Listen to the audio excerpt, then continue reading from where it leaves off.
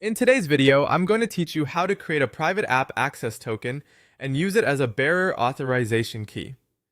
To get started, sign in using an administrative account so you have access to the account level settings needed for this setup.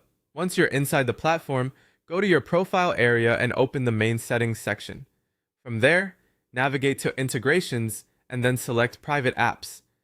This is the area where private app connections are managed, and it's where you'll create a token that can be used securely in your code. When you arrive on the private apps page, look toward the upper right area of the screen for the orange button labeled Create Private App. Click that option to begin setting up a new private app. This will open the configuration screen where you'll define the permissions and access rules for the token you're about to generate. Next, configure the data access permission scopes under the Security Rules section or Permissions tab.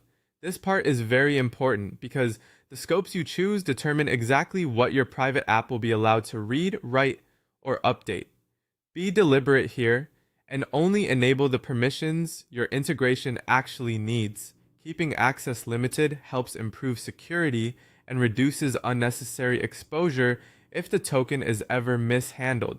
After you finish selecting the correct access scopes, click Create App.